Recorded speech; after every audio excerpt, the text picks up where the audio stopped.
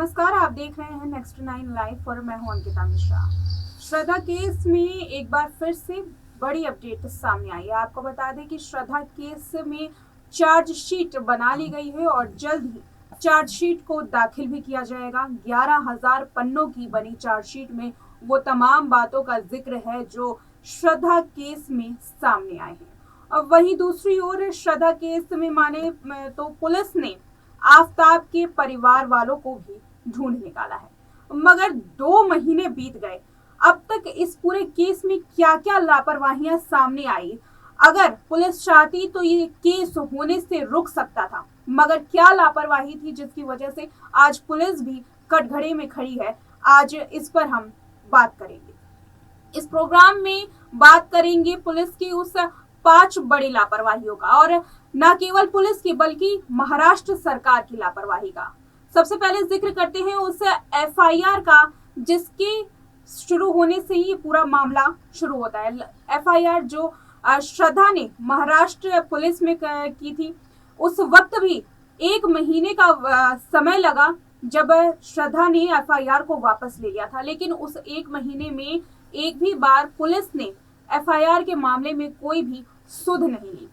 Maharashtra police की एक ये बड़ी लापरवाही है। उसके बाद अगर हम जिक्र करें महाराष्ट्र सरकार का, तो महाराष्ट्र सरकार ने इस पूरे मामले में एसआईटी गठन करने की बात की थी, मगर देखा जा रहा है कि अभी तक एसआईटी गठित तो हो गई मगर कोई कार्रवाई एसआईटी की तरफ से नहीं की गई।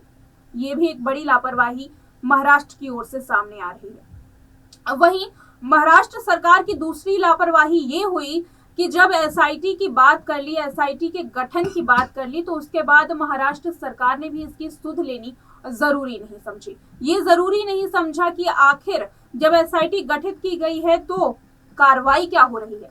ये 3 बड़ी लापरवाहियां कम नहीं थी। इसके अलावा दिल्ली पुलिस और महाराष्ट्र पुलिस की एक और बड़ी लापरवाही ये थी कि आफताब के परिवार वालों को वो इतने दिनों तक ढूंढ नहीं पाए।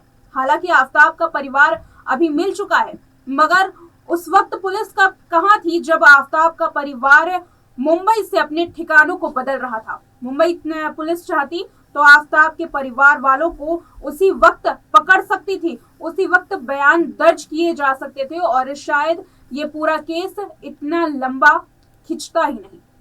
इन लापरवाहियों में दिल्ली पुलिस का भी जिक्र आता है, क्योंकि दिल्ली पुलिस भी कम नहीं है। अभी दिल्ली पुलिस के पास हथियारों का पता नहीं चल पाया है, श्रद्धा के सर का पता नहीं चल पाया है।